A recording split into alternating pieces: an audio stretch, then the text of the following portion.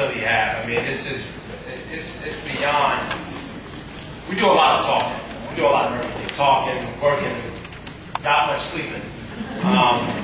But we've just been blown away with just the reception that we received today, starting earlier at the school, and the presentation given by the 9th graders and the 6th graders there, and just to see the sense of community here. I mean, you guys are really onto something. I don't know if you realize it, and it's probably good if you don't realize it, but you really are onto something. This is a movement here, and I don't know if you can feel it, but I can feel it. It's a movement that is taking place right here, and somebody need to write Oprah, write somebody, 60 Minutes, CNN, somebody needs to write something.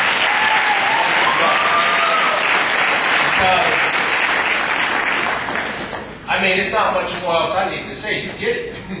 You get it. Like, you really get it. And I feel like, you know, it was always a dream of mine, and I'm very overwhelmed. I'm emotional right now because it was always a dream of mine just to say, like, to my politicians, to say to the media folks, to say to the people who don't understand, just listen. If you just give a moment of your time and listen, you'll get it. And you get it. You really get it. And we have to just create a way to show it to other people, because right here in Rochester, it's happening. Yeah. These kids right here, I mean, everybody from the students to the teachers to the parents to you name it, everybody gets it. And that's a beautiful thing, because what we're creating now is this movement, and this movement is going to destroy any channel of news, 11 o'clock at night, 10 o'clock at night, that talk about this young man being gunned down, and you seeing the despair and destruction in this parent's eyes, or this young lady being abducted and found murdered. It's going to destroy those type of highways. And if we can just duplicate that effort, if we can clone it and show it and demonstrate it and live by it, then we're going to, I mean, it's going to be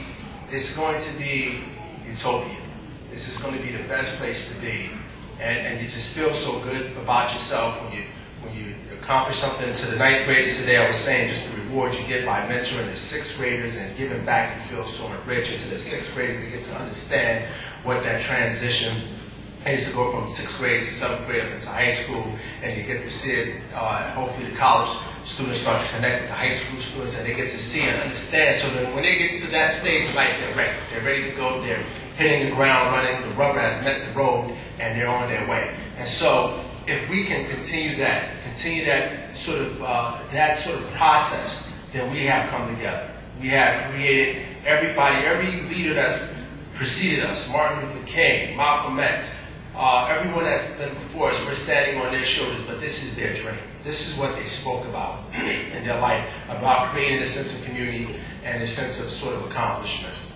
And so again, I just want to thank you for today. It really has meant a lot to me. It's meant a lot to all three of us. We spoke about it after the event this morning. We spoke about it before we got here for this event tonight. And after seeing this again this evening, it's just, I don't know what else to say. I just don't know what else to say, but thank you.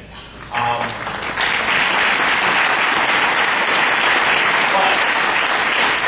I am going to say something. I'm Dr. Sampson Davis. I'm the emergency medicine physician of the crew. I deal with blood and guts. I'm in the ER, pretty much saving lives all day. It's what I enjoy.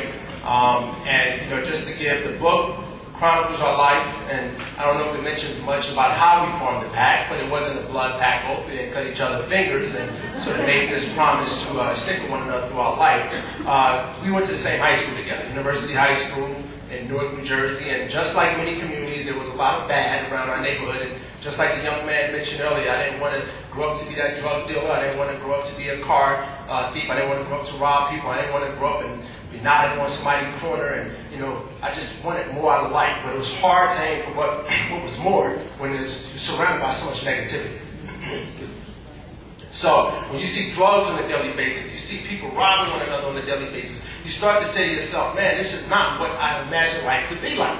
And so eventually you're trying to follow through, you're trying to stay strong. And I remember being in 2nd grade and 3rd grade, and the teacher would ask questions, and everybody's hands would go up, and I would jump up, oh, pick me. Man, why she didn't pick me? So, you know, everybody's hands would go up to answer the questions. But somewhere around the 6th grade and 7th grade, the hands start going up. They stop going up, rather. Sorry, they stopped going up because somewhere along the line, our youth started to receive message that education isn't cool anymore. It's not cool anymore. It's not good to show your academic ability, but it's good to push somebody down. It's good to trip someone. It's good to call someone nerd or geek. And so, along the ways, those young men and young women who were my peers, they stopped trying. They stopped trying. And they say to themselves, maybe I can make it playing basketball. I got a good crossover. Maybe I can spit some fire. Maybe I can become a rapper. Maybe I can become the next Gucci man. Right? So they start to put all the eggs in that one basket. Now I got 40 and 50-year-old friends who say I want to get a record deal. Dude, you're 40 years old. You're 40 years old. You're not getting a record deal. It ain't going to happen. It ain't going to happen. You know, it's just not going to happen. You can do it as a hobby. Maybe you can spit fire at your local club, but you're not. It's not going to happen. So meanwhile, we're processing and trying to find my way. So I fall a few times, and drugs in my home, and drugs in my community, and thievery, and prostitution, and just destruction all around me. So I'm trying to hold on to one little bit of hope, but it feels like there's no hope because I can't see for what is in front of me. I can't see the forest because the trees that are in front of me are just destroying any thought of what is possible. So eventually, I start to see the friends fall, and I'm teetering, I'm falling, I'm arrested, and I'm hanging out late at night, and I'm saying no to my mother, and I'm telling her, oh, I'm grown, because I think I'm grown at 15 and 16. But when I got arrested at 17, I wasn't grown no more. I was calling, Mommy, come get me. Because at that time, I wanted to be that little baby again. I made a mistake. I thought I was grown. I followed the wrong crowd. I went the wrong direction. So still, I'm saying to myself, I'm smart. I'm doing well in school, and that saved me. And I was 17 and a half when I was arrested for armed robbery. And that saved me because I was, when you're young, you say I was 10 and a half, 13 and a half. And as you get older, you lose those halves. And as you get older, you lose the second number. It's like I'm in my 30s. I'm in my 40s. So had I not been 17 and a half, this story would have been read differently. And I was fortunate in the sense that I was placed on probation, and when I came out, I was always doing well in school.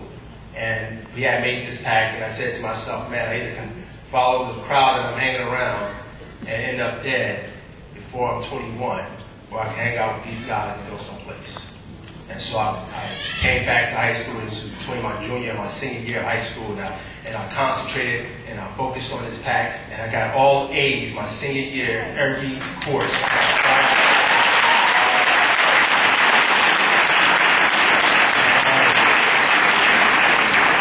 Opportunity for us to go to Seton Hall University. I came by way because we were cutting class. We weren't perfect. We were cutting class that junior year right before we made the pact, and we were going to the gym.